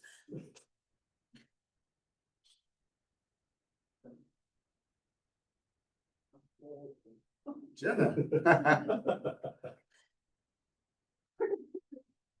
No, I just wrote down to do the math and to pray. I love That was like my action item. I just want to know like I wanna take some time during weekly planning and know my numbers and if someone asked me today, like, what are your goals that I could have in there? Obviously, the people are so important, but to have the numbers behind those goals and then it's great, and work, and yeah. Love that. Yeah, clarity breeds success. Like if you're not clear on your goals, I thought that first hour today with Gabe, with the whiteboard, was probably the first time, to be honest with you, with a group this big that we've ever done that. It was pretty like transparent and like, just right out there, but we recommend that you get really clear on your goals. You all have the recruiting pay scale, you all know your personal pay scale, like that's where it starts, is getting clear on what the vision is, and then it gets you something to go excited to go, work for it. So like that. What else? Becca? I want to be more vocal about what I do and be proud of it. I have lots of friends and I think more vocal and tell my story. It's the blessing that it's been about. Find lots of success with that. And also just being really specific with my goals and being very intentional every single day about it. I feel a lot of my success came from my first summer. I journaled every day. I want to incorporate that now, this early, whether it's with recruiting or just for my personal growth. I know that will translate itself to the product. I love that. Yeah. Nate? I just wrote down, don't do my friends and family a disservice by not offering them this opportunity. Love that. Yeah. Any others? For me, I've got in the mode of just like, I'm doing school and I have to put recruiting priority. Yeah. And so for me, like I go to classes and then I go home and I come home. Like I'm in the thing, like I'm nowhere to be seen, like whoever. And so I think just from this, like even if I'm doing homework, I'm doing schoolwork, being on campus in a building wherever, so that I can be seen and talk to those other people that I know, because I'm not gonna find it, I'm not gonna do something tense. Thank you for bringing that up. So when we talk about, sales practices, it's always be closing, but when we're talking about team building, it's always be recruiting. And the cool thing about what we do is everywhere you go is an opportunity to recruit, like in your classes, in your wards, social gatherings, like whatever you're doing, you have an opportunity to find people that will be blessed by this opportunity. You're always adding to your contact list of potential people. You're always looking. And again, like most of recruiting happens over a lunch, which you're eating lunch anyway, so you might as well let us buy lunch with you and your buddy, and let's go build a team, right? Like this isn't, like it's a part-time job at minimum. And if you're serious about making six figures, you should probably be treating it then more than a part-time job. But it's literally the coolest part-time job you can have as a student. It's the most fun that you'll ever have. So thank you for bringing that up. Isaac? I wrote down that your reputation is your relationship with people who haven't met you yet. Just thinking about like what my reputation is with people who haven't met me yet and what I can do to improve that reputation or so that I can be a good recruiter. I'm a sucky recruiter, so I just can be better. And I need to change my reputation, I think, in order to be a better recruiter. Cool. So I would like you to. But you have, you, I'm not as good as I want to be yet. I know, I suck. Oh, you're right, I'm not as good as I want to be yet. Well, the truth will set you free when you know where you're at. Now you know where to get. First step to learning is. admission, yeah. I love it. Thank you. Any others? I hope that every one of you have some clear action items about what you're going to do differently because you're here. Well, we'll meet again in a month, and I hope will have moved your needle between now and then. I'll give you the last word today. Oh, amen. We love you guys. It's been a fun weekend. Go Cougars. Come on. Go Cougs. Go WSU. Go Mariners. Not the youth. Hey, how about let's Go go? Cubs. Let's Go Cubs. go. Point I don't know Nick. about nerves. Thanks, guys.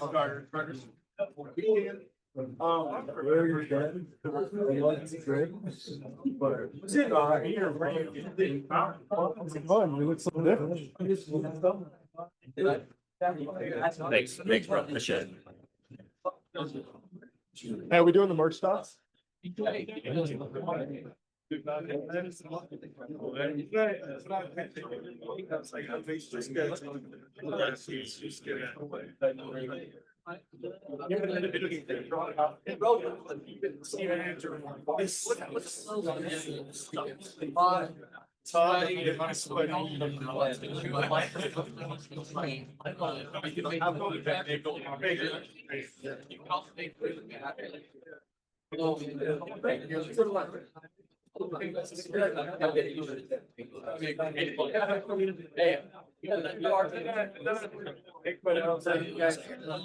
Yeah, honestly, I was give them a reason. So that they need to. Quality over quantity, baby. Blood pressure. Yeah.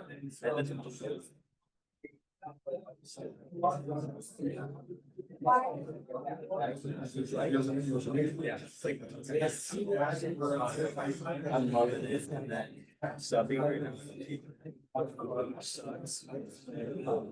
Might be back there, yeah.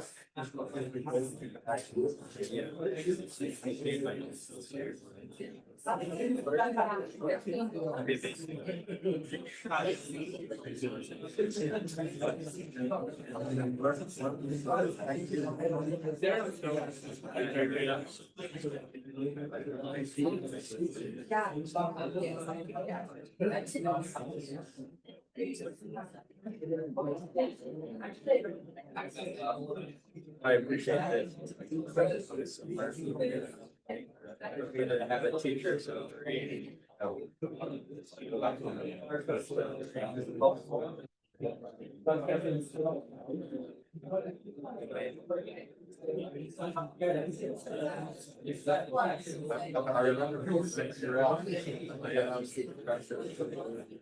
And my dudes like this.